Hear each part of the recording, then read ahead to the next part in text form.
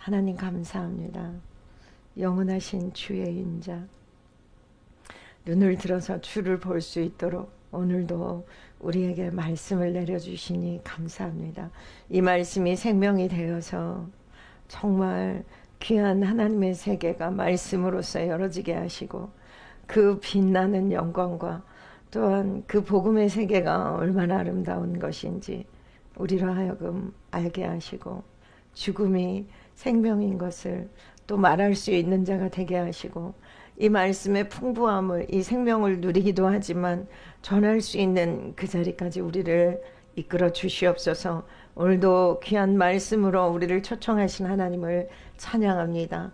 또 귀하게 이 말씀을 우리에게 진리의 영이신 성령님께서 우리 안에서 또 제 입술을 통하여서 각자의 심령 안에서 성령님 일하시는 것을 신뢰합니다. 감사합니다. 예수 그리스도 이름으로 기도합니다. 네, 할렐루야. 네, 어서 오세요. 네, 어서 오세요. 최한구 형제님 오래간만이에요. 자, 3장. 오늘은 3장입니다. 아유, 말씀이 얼마나 귀한지요. 요즘에는 여러분 제가 어디에 빠져 있는 것 같냐면 천국 잔치, 말씀 잔치에 빠져 있는 것 같아. 어제도 여기서 우리 교회에서 주회장님들이 오셔가지고 목회자들이 오셔가지고 말씀 나누고 뭐다 한 2시간 넘게 했나? 3시간 정도. 그리고 또 가가지고 이제 아침에 일어나서 또 이걸 했죠. 그렇게 하고 또 밤에 가가지고 우리 성도님들하고 또 말씀을 1시간 넘게 하고, 그러니까 그냥 그 말씀이 그 말씀인 것 같은데 그 말씀이 그 말씀이 아니고, 똑같은 말씀을 해도 시간마다 분초마다 생명이 새롭게 내려오니 너무 영광이고 은혜입니다. 어떻게 이런 은혜를 우리에게 주시겠는가. 정말 감격이고 감사하고 주님의 영광을 보게 하시고 말씀 안에서 또 그것을 찬양할 수 있도록 선포할 수 있도록 해주신 주님의 은혜를 찬양합니다. 자, 3장 1절부터 이제 어제는 뭐였냐면 예수님이 12살에 그분이 말씀이셔서 그분이 소네시스로 그냥 나와. 시네시스. 그분의 지혜는 그냥 머물러 있어서 속에서 그냥 나오는 거예요. 여기 보면은 다른 사람들은 다 말씀을 받아요. 사가라도 받았죠. 마리아도 메신저가 와서 받았죠. 이게 정확하게 나와 있어.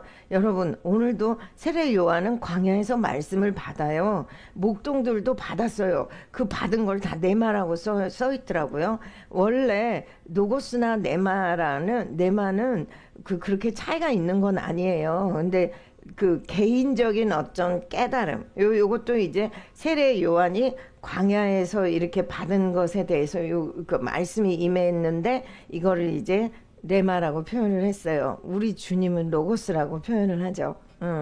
근데 이제 그 말씀이신 주님이 우리 안에서 그 말씀이 내게 생명적으로 이렇게 다가올 때 그렇게 이제 내 말을 그렇게 표현하기도 합니다. 그거는 이제 그렇게 중요한 의미라고 볼 수는 없는 거고요. 어쨌든 제가 말씀드리고 싶은 것은 우리 주님은 말씀을 받아서 상대하진 않았어요. 그 선생들하고 지금 대화했잖아요.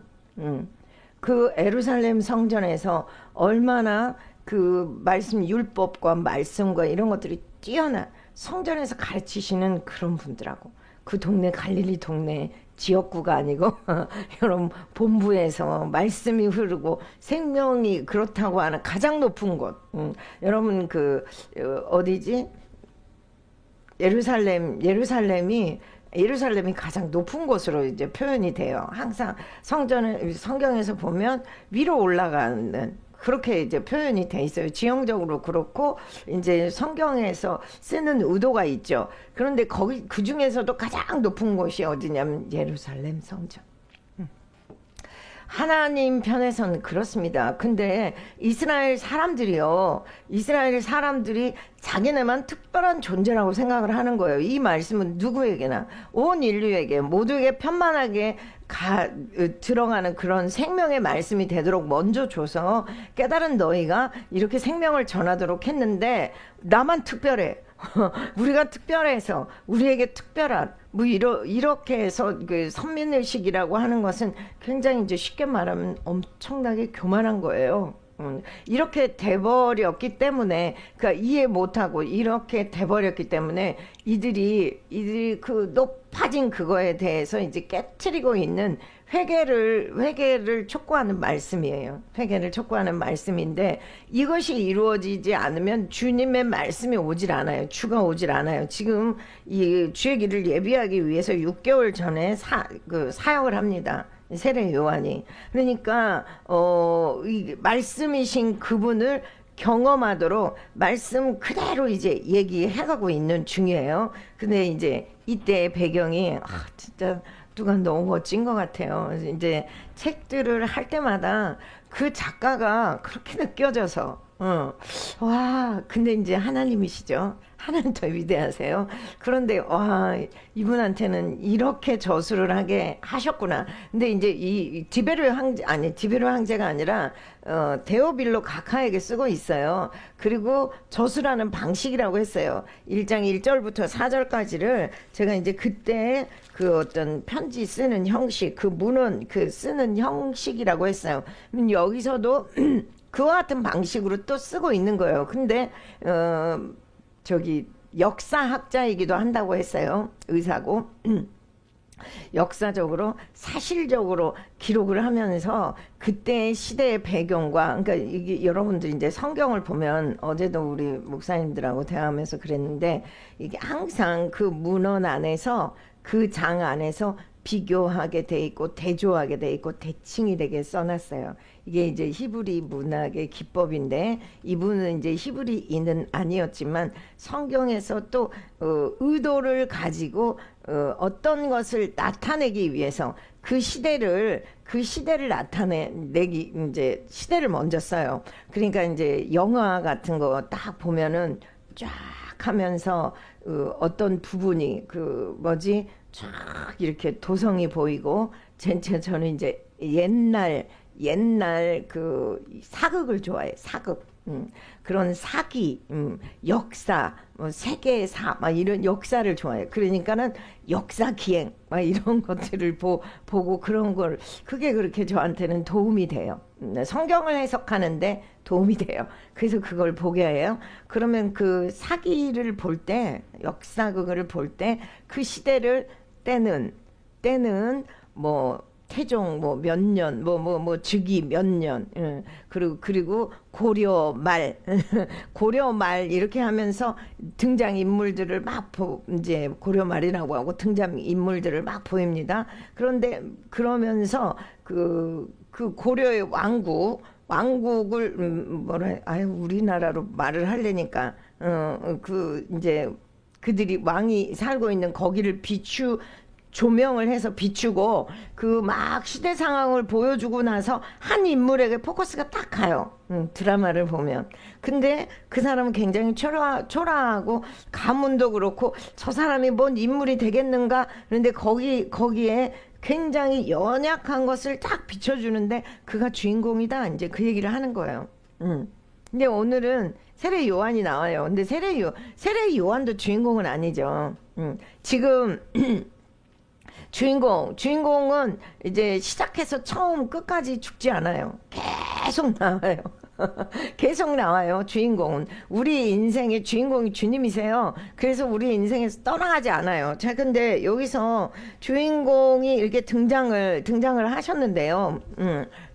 주인공처럼 세례 요한이 나오는 거지만 여기 지금 우리가 예수님에 대해서 어제 확실하게 가지고 있어요. 이분이 메시아라고. 그리고 그분도 스스로 자기의 정체성을 분명히 갖고 계신 분이라고 딱 알고 있어요. 그렇죠.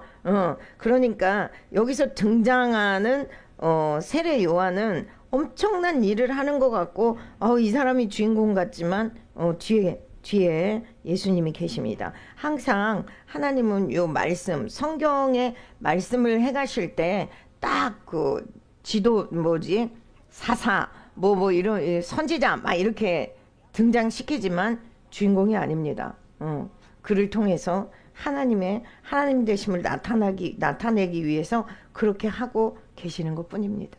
그러니까 잊어버리면 안 됩니다. 무엇을 얘기하고 싶으셔서 이렇게 하셨겠는가? 그거 보면 됩니다. 1절입니다. 디베rio 황제가 통치한 15해 곧 본디오 빌라도가 15해 디베rio 황제가 통치했대요. 이게 이제 그 역사적으로는 티베리우스 아우구스가 통치했어요. 1대 황제, 2대 황제예요. 그러니까 아우구스 성경에 이렇게 나오는데 아우구스 투스. 여기는 역사적으로 기록된 거는 티베리우스 이렇게 2대 황제가 통치하던 때에 곧 본디오 빌라도가 그러니까 지금 예수님의 탄생 요한의 탄생 기사를 쓰고 예수님의 탄생 기사를 썼는데 이거 지금 착착착 넘어가서 몇 년이 탁 뛴 거죠. 어린 12살까지 나왔다가 지금 이제 우리 예수님 33세 이게 6개월간 세례 요한이 먼저 사역하고 그 후에 예수님이 사역했으니까 뭐지? 쭉 건너뛰었어요. 여러분 건너뛴 간극을 이제 아시겠죠? 저 본디오 빌라도가 유대의 총독으로 헤롯이 갈릴리의 분봉왕으로 이제 그 역사적으로 정확하게 얘기를 하고 있고 본디오 빌라도가 총독으로 임명돼 갖고 왔어요. 그죠? 그 유대 땅에 본디오 빌라도에 의해서 예수님이 이제 죽으시죠. 그러니까 지금 예수님이 나오시기 직전이죠. 예수님 공생애가 되기 직전이죠.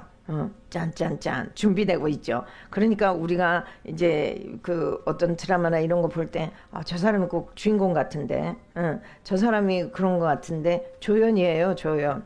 그리고 이제 딱 그러면 이제 우리가 알아봐야 되는 거예요. 등장을 곧 하시겠구나 이런 거죠. 빌라도가 유대 총독으로 헤롯이 갈릴리의 분봉왕으로 자 그 예수님이 탄생하셨을 때 헤롯하고 이름 똑같은데 헤롯 가문의 헤롯 대왕이라고 해, 그 사람은. 그리고 그만큼의 영역이 안 돼. 헤롯의 아들을 맡겨놨는데 안 되고 뭐 이렇게 해가지고 이거를 헤롯의 아들들에 의해서 나눠가지고 통치하게 했어요. 이걸 분봉왕이라고 하는 거예요. 그러니까 헤롯의 아들들이에요. 헤롯이 갈릴리 분봉왕으로 그 동생 빌립이 이두메와 드라고니세 지방의 분봉왕으로 따로따로 그 다음에 루시아나가 아빌레네의 분봉왕으로 이건 정치 권력이에요. 헤롯도 로마에 가서 결탁해가지고 왕이 된 거예요. 돈 많이 가지고 가가지고 그 정치적인 술수가 굉장히 뛰어났던 사람이에요. 신구약 중간사에 헤롯이 어떻게 왕이 됐는지 이제 이거 설명하면 되게 재밌거든요. 근데 지금은 다룰 수가 없고 어쨌든 로마에 의해서 왕이 됐어요. 돈 주고 샀어요. 그러니까 정치 권력이 딱 등장을 했습니다. 강한 세력들이에요. 누구도 그러니까 그 당시 로마가 대단했다고 했잖아요. 그러니까 요런 얘기들을 딱 이제 등장을 시키고 그 다음에 안나스와 가야바가 대제사장으로 있을 때에 종교 권력, 정치 권력, 종교 권력. 근데 이제 정치 권력도 티베리우스 여기를 다스리고 있는 헤롯 대왕도 돈 주고 사서 완전히 결탁돼 있어요. 여기서 다스리고 있는 황제들도 로마가 주관하고 있어요. 로마에 의해서 이렇게 나뉘어가지고 그렇게 하고 있어요. 그렇게 하고 있는 모습이에요. 그리고 이들도 이두메 출신이어서 거기 왕이 될 수가 없어요. 근데 이제 요 중간에 어떤 게 있냐면 마카비 혁명이라고 그래가지고 아무튼 이런 일들이 일어나고 있으니까 우리가 독립해야 되겠다. 막 이런 전쟁사도 있고 막 이러거든요. 그러니까 이때 당시에 그러니까 이제 세례 요한이 등장하기 전에 이때 당시에 처절한 정치 권력과 그 다음에 요 안나스와 가야바도 돈 주고 샀어. 대제사장을. 다 하나님이 왕도 하나님이 내시는 거고 또 이스라엘 특별히 대제사장 하나님에 의해서 그 가문에 의해서 아론의 계열, 그 가문에 의해서 이렇게 되어지는데 그게 다 사라져버린 이 시대에 돈을 가지고, 근데 이제 안나스가 대제사장이었는데 안나스가 이제 어떤 일에 연루가 돼가지고 잘렸어. 로마에서 잘렸어. 근데 이게 좀 권력의 맛을 본 사람이 쉽게 물러나진 않지. 그냥 저기 뭐지, 뭐지, 문서적으로 뭐라 그러지? 그거는 내려놨는데 안나스가 실권자야. 안나스가. 왜냐면 이게 요한복음에 가면 예수님이 재판을 받을 때 가장 먼저 안나스에게 가요. 안나스가 실권자예요. 그리고 임명이 돼 있는데, 근데 이제 로마에게 제사장은 가야바예요. 노마가 임명장을 받은 사람은 그 사람이야. 근데 거기서 실권 제사장으로서 그렇게 하고 있는 대단한 권력을 쥐고 하고 있는 사람은 안나스예요. 그러니까 안나스에게 가는 거예요. 안나스에게 먼저 갔던 거예요. 그리고 안나스가 좌지우지하고 이제 여기 뭐지, 가야바가 듣는 거예요. 그 전에 아들들에게도 시켰어요. 그랬다가 이제 그걸 놓지 않아. 이거 여기 가야바는 사위예요. 집안이 다 해먹고 있어요. 근데 이런 것들을 보니까 그때 당시에 하나님을 믿고 이스라엘 백성들이 얼마나 힘이 들었겠습니까? 그러니까 여기서 어떤 일이 생겼냐면, 여기 성전에서도 하나님을 제대로 믿을 수도 없고, 그 다음에 그 왕들이라고 이렇게 하고 혈세 세금을 받고. 여러분, 예수님이 왜 베들레헴에 가서 나셨다고 했죠? 그 가이사 아우구스토가 저기를 했다고 그랬잖아요. 호적 조사. 세금 때문에 그래. 돈 때문에. 자기네들을 유지하기 위해서. 그러니 그 너무 힘든 상황. 이렇게. 자, 헤롯 대왕이 돈 주고 살려면 그 돈 뽑아야 되니까 또 누가 힘들어져. 그냥 여기서 살고 있는 백성들만 힘들어지는 거예요. 이런 상황. 그러니까 여기도 저기도 우리는 하나님을 신실하게 믿고 하나님을 예비하고 싶은데 그것도 안 돼. 안나스와 가야바. 그러니까 정치 권력과 이게 결탁이 돼서 종교 권력이 돈 때문에 다 결탁이 되고, 이런 시대를 산다는 게 근데 오늘날도 보는 것 같죠. 이거는 어느 시대나 그냥 있는 거예요. 인간의 세상 속에서는. 자, 그런데 힘의 논리가 적용하는 거예요. 진짜 진정한 힘을 못 봐서 그러는 거지. 이게 강한 짐승 같은 이런 사람들, 힘으로 좌지우지하는 것 같은데 우리 주님은 어린 양이어서 힘이 하나도 없으신데 그분이 이기신다니까요. 이게 성경이에요. 이게 구속의 얘기예요. 하나님은 그 방법을 택하셨어요. 위대하신 하나님, 무엇이든지 다 하실 수 있는 하나님, 모든 것 그 즉시로 사망이 그 즉시로 임하게 하실 수 있는 그 하나님이 자신이 사망이 되셔서 우리를 살리셨다니까요. 놀라운 얘기예요. 성경은 그냥 그런가? 뭐 예수님이 그러셨구나가 아니가. 어떻게 그럴 수가 있는가? 어떻게 나를 위해서 예수님은 그 일을 하실 수가 있는가? 우리가 그렇게 봐야 되는 거예요. 지금 그런 시대예요. 그래서 대제사장으로 있을 때 하나님 말씀이 주여, 하나님의 말씀이 빈들에서 사가랴의 아들 요한에게 임한지라. 빈들은 광야예요.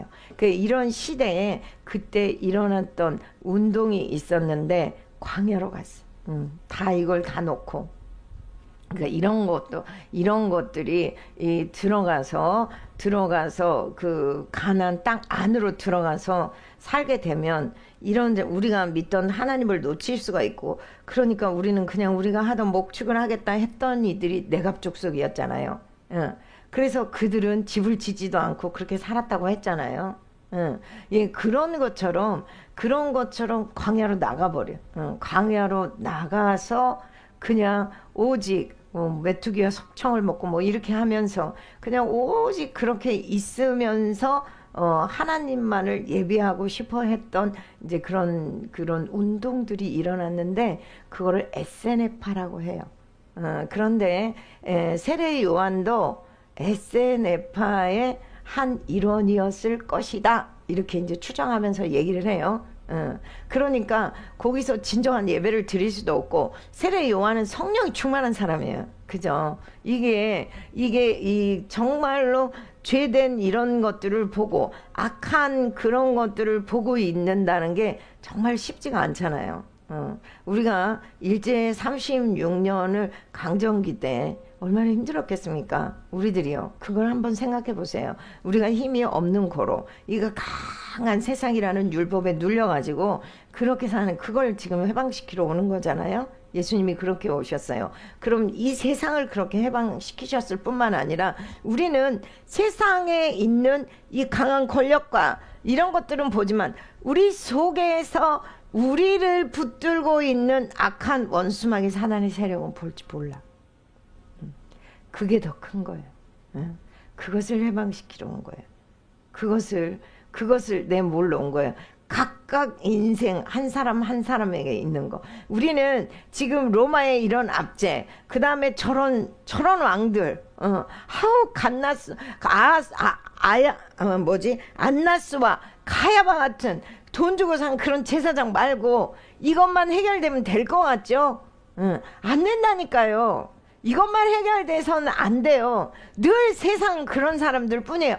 정사와 권세를 잡고 있는 악한 원수에 의해서 계속 그렇게 돼요. 역사는 그렇게 계속 해 아래 새 것이 없나니 전도서에서 계속 그러니까 역사가요. 역사를 공부해 보면 그 시대 또 패턴이에요. 그렇게 일어났다가 또 그런 세력 왜냐면 원수마귀가 이 세상을 쥐고 있기 때문이에요. 그런 세상에 빛으로 오신 예수님이 이제 아직 등장을 안 하시지만 뭐 때문에 오시는 거냐고. 그 세상을 평정하기 위해서 아니에요. 세상 속에 하나님의 나라로 오세요. 그래가지고 우리에게 하나님 나라가 임하도록 하는 거예요. 이 세상 속에서 하늘에 속한 자로 살아내게 하기 위해서 그게 먼저예요. 우리는 죽으면 천국에 가죠. 저 세상 하나님의 나라 영원한 나라를 가요. 그런데 이 세상에서 영혼을 맛보고 이 세상에서 영생 생명으로 사라지도록 그걸 하시는 거예요. 그걸 위해서 오신 거예요. 근데 우리는 마치 그 하나님을 믿는 거, 하나님이 이 나라를 평정하고 하나님이 정치 권력을 어떻게 하고 그러지 않아요, 여러분. 그때는 그렇게 된 것 같아도 똑같아요. 왜냐하면 정치가가 누가 됐던지 이 사람이 좋을 것 같아도 그 사람이 옛 생명, 옛 존재, 옛 자기 자존, 자기 그 존재로 옛 생명으로 살아내면 똑같아요. 똑같아요. 그 역사가 반복될 뿐인 거예요. 하나님은 이 세상에 하나님의 나라가 임하게 하시지만 각각의 심령 안에서 하나님의 역사를 이루어 가시는 거지 세상을 바꾸시진 않습니다. 하나님은 인생에게 어떤 여기에 구조라 역사의 흐름과 모든 것에 개입하시고 함께 하시지만 이게 이 세상의 어떤 것이 영원하지 않다는 거죠. 이 세상의 정치나 이 세상의 권력이나 그런 것들을 보게 하시는 거예요. 대조시키시는 거예요. 그 대단하던 사람들에게 하나님의 말씀이 임하지 않아요. 광야에 있는 여기 광야가 아니고 여기서는 뭐라고 빈들이 광야예요, 여러분. 빈들에 있는 사가랴의 아들 요한에게 말씀이 임합니다. 레마로. 그에게 말씀이 가요. 그러니까 예수님은 이런 표현은 없었다고 했죠. 그냥 그분은 존재로서 말씀이에요. 다르죠. 엄청 다른 거예요. 자, 말씀이 임하는데 자, 이 말씀이 이거를 내가 이대로 하고 주여 이걸 어떡하냐 이걸 이대로 하고 했네 참 어떡하냐 이 말씀이 이 앞에 있는 부분 영상을 잘라야 될 것 같아요, 여러분. 이런 일을 이거 방송 사고네요. 머리가 자꾸 앞으로 내려오니까 이거 그룹을 말았는데 제가 이게 머리에 붙어 있는지를 모르고 했어요. 이거 어떻게 하면 좋냐? 방송 사고예요, 방송 사고. 주님, 이 말씀이요. 빈들로 갔어요. 빈들로. 근데 지금 여러분 하나님의 말씀이 임할 때 애굽에서 불러낸 이스라엘 백성들을 빈들로 데리고 가서 광야에서 만나 주시고 우리 인생도 하나님의 말씀이 올 때 광야에서 오게 됩니다. 과, 아우 주여 이거 삔인 줄 알았을까? 이거 어떻게 해야 되나 봐. 아무튼 광야로 불러내거든요. 그러니까 지금 요한이 사역은 그거잖아요. 주의 길을 오게 해가지고 요한의 사역은 제가 이거 집중이 빨리 안 되네. 큰일 났네. 요한의 사역은 이스라엘 자손을 곧 그들이 하나님께로 많이 돌아오게 하겠다. 이거 말라기에 그대로 써 있습니다. 엘리야의 심령과 능력으로 주 앞에서 먼저 와서 아버지의 마음을 자식에게 거스리는 자를 의인의 슬기에 돌아오게 하고 주를 위하여 세운 백성을 준비하리라. 이 사역이에요. 그리고 말라기에 그대로 써 있어요. 보라 여호와의 크고 두려운 날이 이르기 전에 내가 선지자 엘리야를 너희에게 보내리니 그가 아버지의 마음을 자녀에게 돌이키게 하고 자녀들의 마음을 그들의 아버지께로 돌이키게 하리라. 이게 지금 이제 사역이 시작되는 거예요. 하나님의 계획대로 하나님 말씀하신 대로. 하나님은 그러니까 이게 지금 신구약 400년 전에 이렇게 나왔던 말라기의 말씀이에요. 근데 지금 이게 이제 예수님이 오실 길을 예비하면서 이걸 하고 계시는 거예요. 말씀하신 그대로. 그러니까 그거를 정확하게 이제 그에게 가르쳐 주느라고 이렇게 얘기를 하는 거죠. 그리고 안나스 이제 세례 요한에게 말씀이 임하는데 말씀이 임해서 세례 요한의 말씀은 죄를 지적하는 거지 죄 사함의 말씀은 아니에요. 죄 사함의 말씀을 받기 위해서 세례 요한의 회개의 말씀이 먼저예요. 자, 우리 인생에게도 이게 먼저예요. 그러면 이거를 받아내기 위해서 우리 인생을 빈들로 불러내는 광야의 시간이 있어요. 여러분도 고난의 시간이 있었잖아요. 이 복음을 깨달아지게 완전한 죽어야 사는 이 복음, 기가 막힌 복음의 깊이를 깨닫기 전에는 율법의 광야 같은 지금 너무 힘든 시간이잖아요. 제가 설명해드린 티베리우스 황제 때 이 정치 권력에 의해서 그 다음에 로마의 압제와 그 다음에 왕도 돈으로 사가지고 헤롯 대왕이 죽고 헤롯 분봉 왕들이 다스리고 있는 로마의 2대 황제 그 다음에 분봉 왕들이 다스리고 있는 이 시대에 안나스와 가야바도 대제사장도 돈 주고 사가지고 자기 집안이 다 해먹고 정치와 또 종교와 막 이런 것 이 혼란하던 이 시대에 그러니까 너무 힘들어. 그러니까 여러분의 인생이 이와 같은 상황에 놓여서 너무 힘들 때 하나님은 이 세상을 바꾸진 않아요. 나를 바꾸는 거예요. 그것을 겪어내고 있는 사람에게 관심이 있어요. 하나님은 우리에게 천국이 임하게 하고 예수 그리스도의 말씀 복음이 들어오게 하기 위해서 뭘 하시는 거냐고 빈들에서 말씀을 주시는 거예요. 요한에게 주듯이 우리에게 그렇게 요한에게 주셨던 회개의 사례. 이거 요한은 율법의 선지자입니다. 율법의 말씀이 먼저 오는 거예요. 복음이 깨달아지기 위해선 빈들과 같은 상황이 먼저 오고요. 지금 이제 요한의 사역 뭐 이런 것들 예수님이 오기 위해서 이거 되게 설명도 중요한 것 같지만 오늘 우리에게 이게 그대로 이 공식처럼 먼저 오게 되어 있습니다. 그래서 이걸 보고 죄를 깨달아야 예수님께 가거든요. 대제를 지고 가신 어린 양 예수님께. 그러니까 빈들에 지금 대단한 사람에게 대단한 능력자들에게 그 강력한 사람들에게 갈 것 같아도 빈들로 불러낸 빈들에 거하는 요한에게 갑니다. 이게 이제 사명이어서 저와 여러분이 말씀 복음을 받아서 복음을 일으켜야 될 사람들이라고 한다면 우리가 빈들의 시간이 먼저 있게 된다. 요한처럼. 그리고 철저하게 내가 얼마나 죄인인가를 알아야 되니까 그런 시간이 있게 된다. 그 말입니다. 자, 요한이 요단강 부근 각처에 와서 제사함을 받게 하는 세례의 말씀, 세례를 전파하니. 여러분, 그러니까 요한이 빈들에 있어서 말씀을 받았어요. 네마로. 받았는데 요한이 요단강으로 갔어요. 이 요단강은 지형적으로 낮아요. 요단강의 뜻은 낮은 곳이라는 그 의미를 가지고 있어요. 지금 이 사람들은 그 예루살렘, 그 다음에 또 성전, 굉장히 높아져 있는 이스라엘 사람들. 그래도 자기네들이 왜 이런 고난을 겪는지 몰라. 나는 하나님을 잘 믿었어. 기도했어.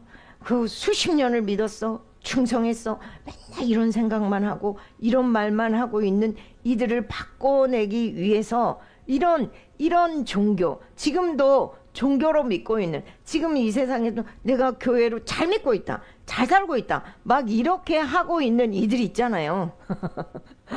이들에게 하나님의 복음이 들어가기 위해서는 불러내지는 요 빈들의 시간이 있고, 그 다음 요단강, 낮아지는 거, 낮아지도록 우리를 그러니까 낮추세요. 여러분 낮아집니까? 여러분 이것도 안 되고 저것도 안 되고 좀 이런 거 같은데 더 쪼개지고 더 없어지고, 아 이게 뭐야? 내가 아무것도 없어지고 무로 돌아가고 진짜 힘들어. 이렇게 되는 상황이 됩니까? 요단강으로 가는 거야. 빈들로 갔다가 아이고 내가 저것도 힘들고 이것도 힘들어. 그럼 나는 어떻게 살아야 되냐? 막 이렇게 고난을 더해. 여러분의 빈들이에요. 그리고 어디로 가요? 요단강으로 불러내요. 요단강. 낮아지는 곳으로. 그러니까 이게 교만하면 말씀 안 들어와요. 교만하면 복음을 받을 수가 없어요. 낮추시는 거예요. 굉장히 낮아져요. 낮아지는데 거기 요단강에 가서 뭐 하냐면 세례를 전파하는, 세례를 한대. 이스라엘 사람들은 나면서부터 하나님을 믿어서 아버지도 믿고, 그 다음에 어린 3살 때부터 말씀을 가르쳤다고 했잖아요. 꿀 바르고 막 이렇게 하면 수술을 달고, 그 다음에 12살이 되면 토라를 외우고, 12살까지 5살부터는 시편을 외워야 되고, 아니 그렇게 많이 말씀을 아는데 세례가 웬 말이에요. 세례는 그 당시에 이방 사람들이 하나님을 믿겠다, 뭐 개종을 하겠다 이렇게 하면 펼쳤던 그런 거라고 그래요. 그러니까 이스라엘 중에 이스라엘인이요. 내가 뭔 세례를 받을 필요가 있어. 나는 하나님 믿잖아요. 그런데 그들을 거기로 불러내는 거예요. 니네들 하나님 안 믿는다 이 얘기잖아요. 아니 니네 니들은 이방인을 개취급했는데 이방인하고 똑같다, 믿지 않는 거야. 너희의 수준을 봐라, 뭐 이런 거예요. 그러니까 얼마나 불편하겠습니까 이 사람들이. 그런데 또 세례는 어떻게 하냐면 침례, 여기 이제 세례라고 나와 있는데 우리 물 이렇게 하고 이게 아니에요. 뒤집어 갖고 사람을 강에 딱 가가지고 이렇게 눕혀가지고 푹 집어넣어 버려요. 죽음이에요. 죽음. 죽어서 다시 살아 올라오는 거예요. 세례 그러거든요. 세례를 그렇게 했어요. 그러니까 죽음을 맛봐야 되는 거예요. 그거를 지금 시키고 있어요. 어떻게? 복음이 오기 위해서. 예수가 내 안에서 생명으로 살기 위해서는 이게 공식이에요, 여러분. 어느 누구도 이 공식을 거치지 않고 갑자기 하나님의 생명이 나오는 법은 없어요. 길은 없어요. 나도 그리고 동의가 되고 나는 알 것 같아요. 그러니까 내가 그냥 은혜를 누리고 생명만 누립니다. 그러는 법은 없어요. 죽는 상황이 반드시 있고 아무도 없어지고 빈들로 가야 되고, 너무 세상은 압박하고 내 주위에서 진짜 문제 많아. 진짜 살 수가 없네. 요런 빈들의 상황. 그 다음에 어디로 가? 요단강. 낮아지고. 너는 그렇게 오랫동안 하나님 믿는 삶에서 그 모양 그 꼴이냐? 이런 낮아짐. 아주 조소를 받고 거기까지 가. 그 다음에 거기 가서 세례를 받아. 이게 주의 길을 준비하는 자들. 내 안에서 주님이 생명으로 사는 그걸 준비하는 자들. 이 말씀 이제 요한은 그때 그 사람들 데려다가 막 회개시키고 했는데 오늘 우리가 요단강을 가는 것도 아니고 오늘 우리에게는 이 말씀으로 요한이 말하는 회개의 세례를 받아야 되는 거예요. 죽음에까지 가서 요단강에 낮아져서 잠기고 다시 살아나는 그걸 해야 되는 거예요. 그게 뭐냐? 선지자 이사야 책에 쓴 바 광야에서 외치는 자의 소리가 있어 이르되 말씀 이사야 선지자가 이렇게 했어요. 말라기 선지자도 말했고요. 너희는 주의 길을 준비하라. 그의 오실 길을 곧게 하라. 지금 세례 요한이 하고 있는데 저와 여러분이 복음이 예수 그리스도고 진정한 생명 그냥 수십 년을 왔다 갔다 예수를 믿는 거 그런 거 말고 진정으로 예수 그리스도가 내 생명이 돼서 내가 생명적으로 살고 여러분 그냥 한번 사는 인생 복음을 내가 위해서 살겠습니다. 그렇게 하고 복음이 뭔지도 모르면 어떻게 하겠습니까? 그냥 남들이 얘기하니까 그게 아니고 진정으로 내가 죽고 예수 그리스도가 살아내는 그 삶이 뭐냐고요. 그것을 위해서 그 준비하는 게 이 작업이라고 준비. 그런데 그걸 그럼 내가 노력해야 되겠네. 내가 그게 아니라 하나님이 우리를 치셔 광야로. 하나님이 우리를 그렇게 허락하신다고. 원수마귀 사단을 그대로 내두셔가지고 그리고 여러분은 망하게 하고 그가 아무것도 못하게 하고 사람들에게 그 요단강으로 낮아지게 뭐가 좀 잘 되고 내가 번듯해야지. 그것도 크고 막 이런 일도 일어나면 목사님 대단합니다 이런 소리 들어야 되는 거 아니에요? 그런 소리 일도 못 듣게 다 하나님이다. 그냥 그런 게 아니라 아무튼 그런 일들을 일어나게 합니다. 내가 요단강으로 불림을 받았구나. 할렐루야. 여러분 그렇게 하시기 바랍니다. 그럼 여기서 죽으면 되는 거구나. 세례를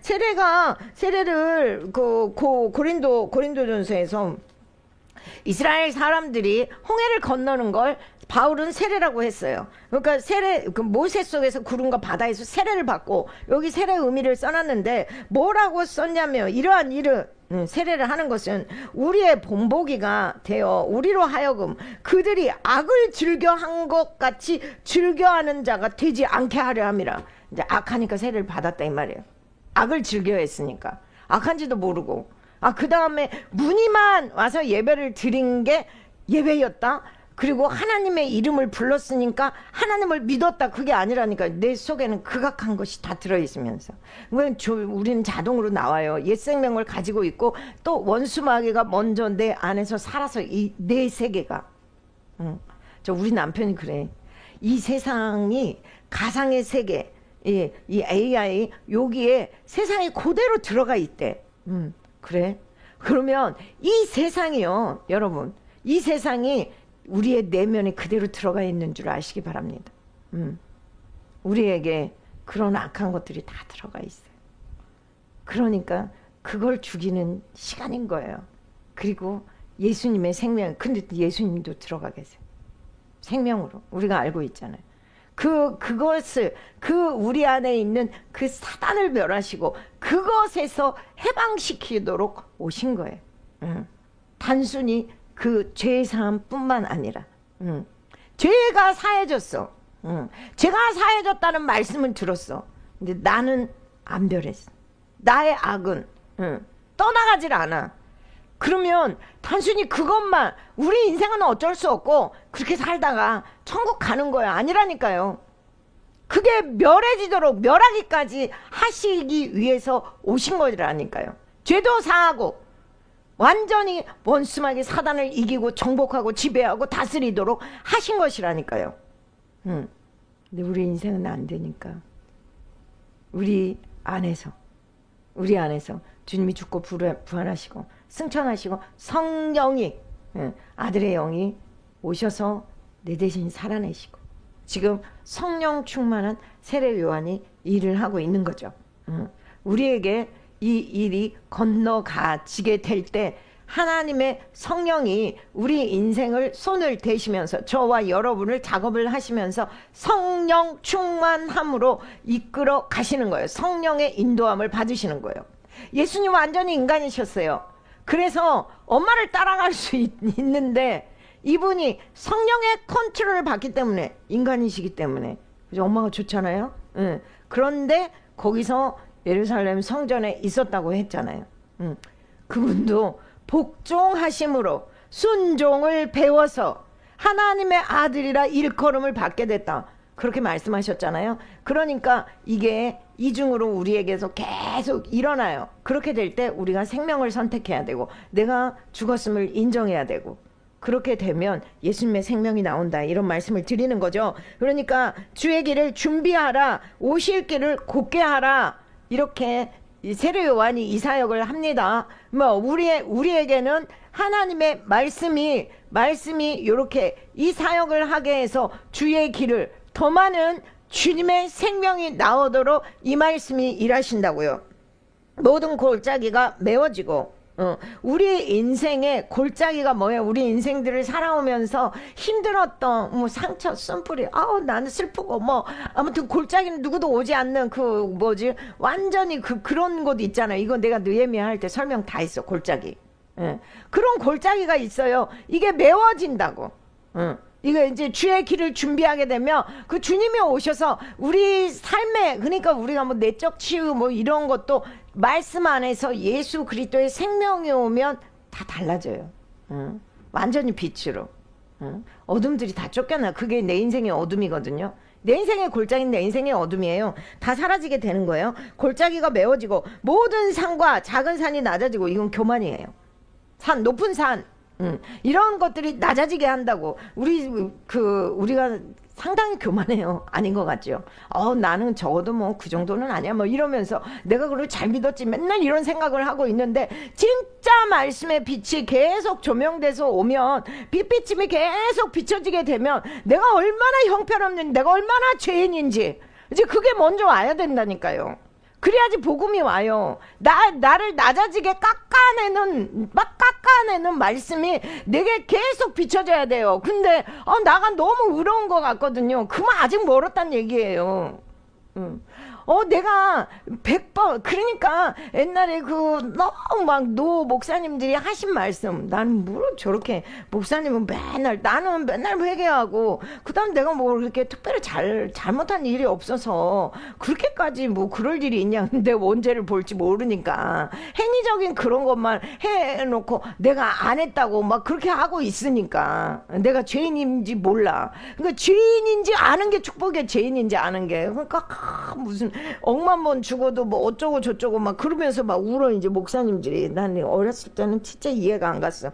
근데 말씀을 알면 알수록 생명을 알면 알수록 우리는 안 되는 존재, 우리 죄인이라는 거 알게 돼요. 내가 얼마나 교만한지.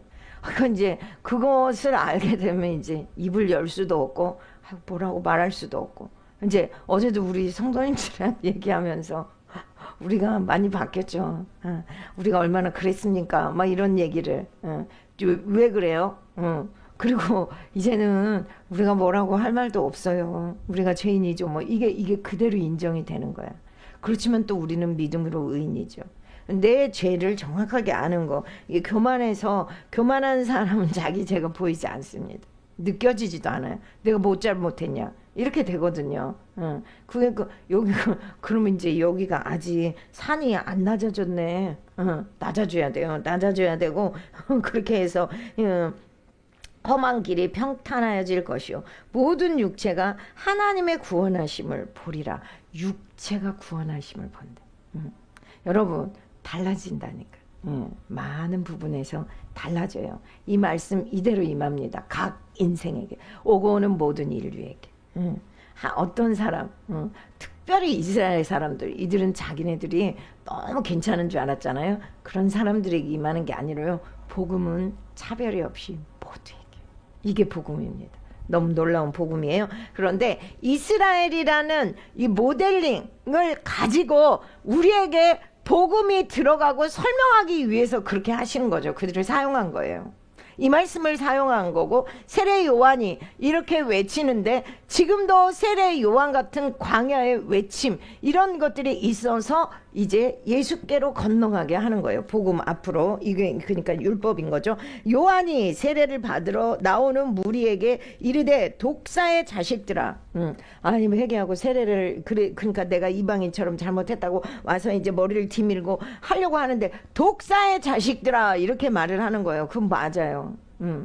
뱀의 말을 들어서 뱀의 말을 내고 있으니까 그러니까 너희 아비는 막이라 사도 바울도 그렇게 말했잖아요. 똑같아요. 뱀의 생명으로 사니까 독사의 자식이죠.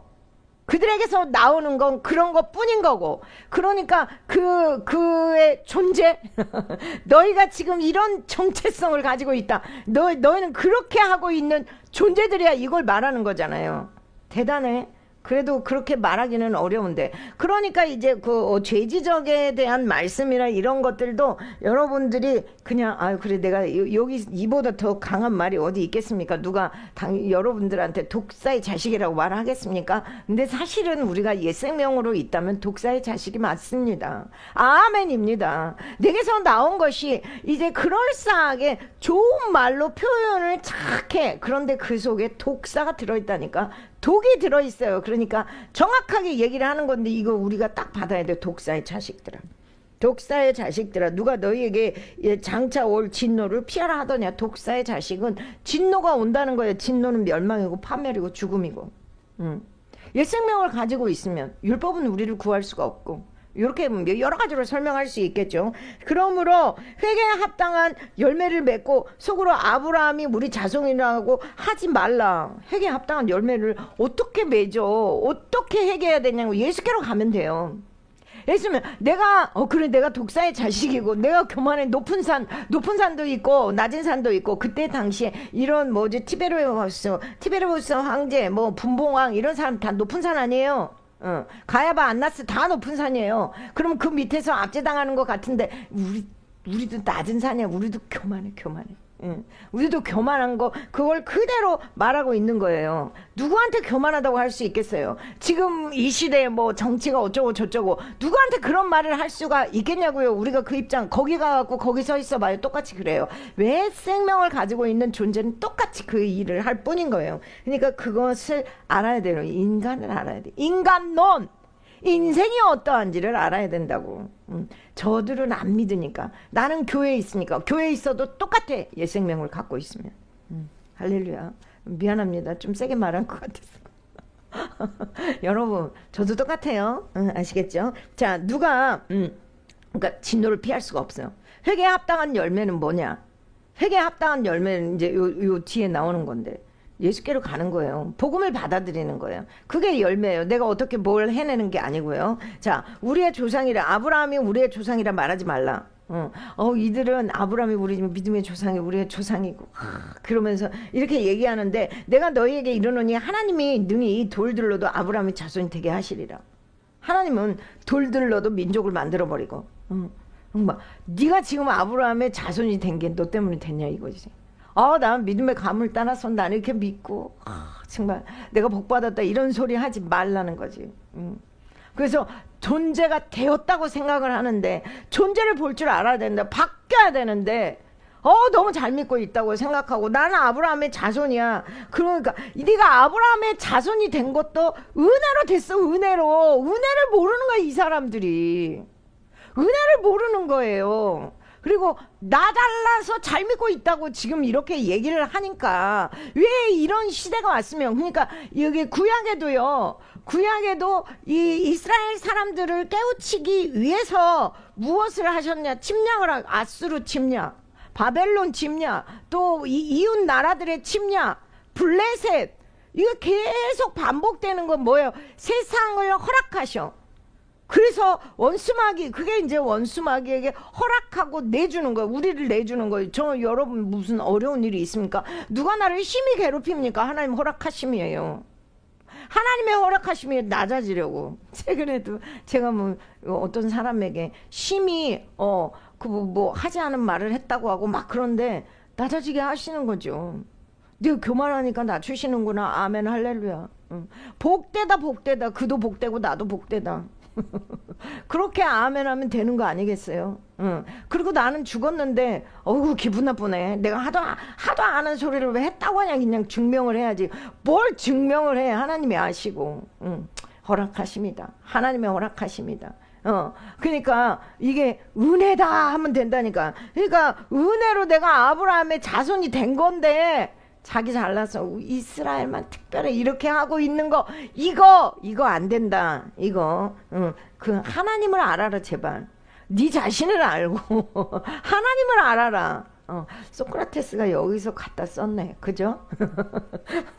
예, 이렇게 알아라. 다 성경에서 나간 아류들 뿐인 거예요. 대단한 철학자들도 뭣도. 예, 그죠? 그러니까 아브라함이 자손이 되게 하시리라. 그럴 수 있는 하나님이야. 그러니까 네가 아브라함의 자손이 된 건 은혜인 거야. 네가 오늘날 예수를 믿고 이렇게 있는 건 은혜인 거야. 응. 높아지지 말아라. 교만하면 안 된다. 이런 거 아니겠어요? 오늘은 9절까지만이에요. 이미 도끼가 나무 뿌리에 놓였으니 좋은 열매를 맺지 아니한 나무마다 찍어 불에 던지리라. 심판하겠다. 이미 도끼가 찍어진다. 도끼라는 도구가 지금 여기 다 써있네. 티베르 황제, 티베르스, 본디오 빌라도. 뭐 이런 도구들을 허락해가지고 막 이런데 나는 볼 줄 모르고 나 자신의 죄를 볼 줄 모르고 맨날 하나님 노마로부터 통일이 돼 우리를 통일이 아니라 뭐지 해방시켜 주시고 맨날 이런 기도. 그러니까 어떤 상황이 됐을 때 주님 내가 어떻게 해야 되니 여기 이 사람들이 이런다 우리가 이래대 그러면 우리가 무엇을 하리까? 회개하러 나온 거죠. 요단강에 나왔어요. 그러니까 이들은 독사의 새끼들랑 자식들이라고 나 옛날에는 그렇게 말했는데 이렇게도 들어요. 놀랍죠? 이렇게도 듣는다니까요. 우리가 어떻게 하리까? 이렇게 말하는 거예요. 예, 우리가 그럼 지금 막 이런 상황이 막 이 앞에 1, 2절 같은 안나스 가야바도 나오고 뭐 복잡한 상황 이런 데 놓여 있어요. 이때 말씀이 임해요. 막 이렇게 할 때 주님 어떻게 하리까? 요게 이제 준비하는 자예요. 준비돼. 내일 또 더 준비하기 위해서 내일의 말씀이 또 이제 우리에게 주어집니다. 하나님이 길을 예비하게. 길은 예수님이죠. 그분은 길을 내시는 분이죠. 그리고 이제 완전히 옛날 책에서는 첩경을 평탄케 한다. 그러니까 쉽게 주님이 오시도록 이게 이제 되어지는 겁니다. 그러니까 우리가 주님을 봐야 되겠죠. 지금 이건 예고편에 불과한 거예요. 주님이 오시는 길이. 그러니까 와 등장을 했나? 그 시대적 배경 쫙 하고 빈들에 있는 사가랴에게 영화 앵글이 다 비춰졌을 때 저 사람을 위해서 뭘 하겠구나 그게 아니고 주의 길이 오기 위해서 지금 우리한테 이거 얘기하는 거예요.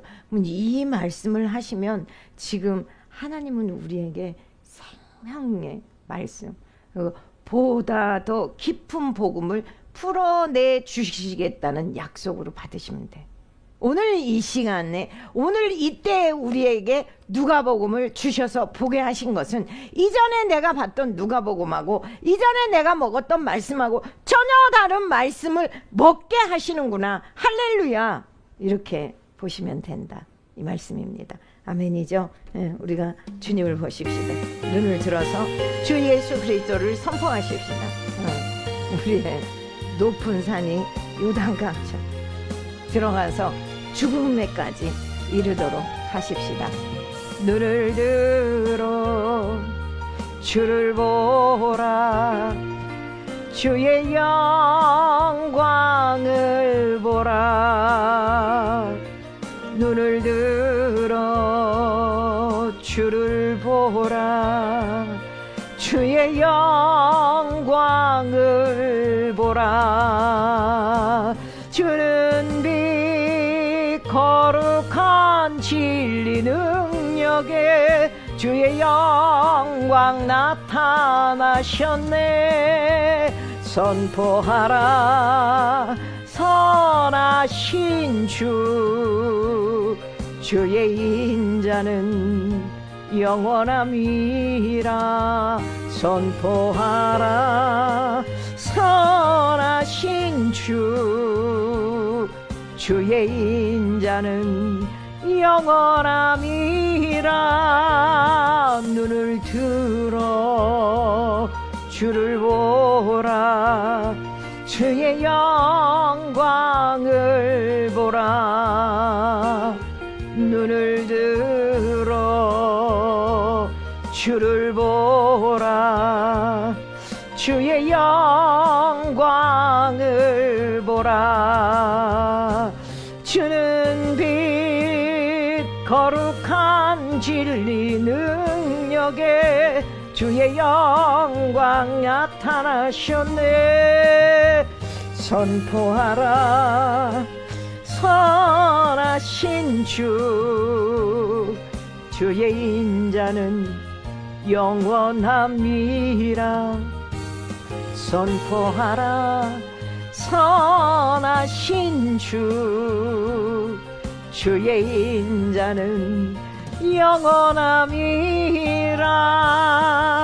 아멘 아멘. 하나님 감사합니다. 어떤 생명이 우리에게 더 부어지려고 이와 같이 먼저 임하는 귀한 말씀, 빈들에서 들려졌던 세례 요한에게 내마로 들려졌던 이 말씀, 독사의 자식들아. 또 그 다음에 우리가 생각하지도 못했던, 난 이미 뭐 믿는 자니, 이런 것이 얼마나 교만한 것이었다는 것을 알게 해주시고, 이 말씀에 의해서 우리가 이제 주님의 오실 길을 예비하고 우리 안에서 정말 내가 아니라 주 예수 그리스도가 살아서 역사하시는 그 삶을 살도록 우리를 초청해 주시는 그 하나님의 은혜를 감사합니다. 세례 요한이 등장하고 세례 요한의 그 모습이 길게 나오지만, 세례 요한이 계속해서 사역하고 이광경이 나올 때마다 우리는 뒤에 계시는 주님, 뒤에 나타나실 주님을 기대합니다. 주인공 되시는 그 주님의 말씀이 생명적으로 내게 와서 그 주님이, 내가 죽고 그 주님이 사라지는 그 인생을 고대합니다. 하나님, 그 일을 이루실 주님을 찬양합니다. 감사합니다. 예수 그리스도 이름으로 기도합니다. 아멘 할렐루야. 여러분, 주님께 영광입니다.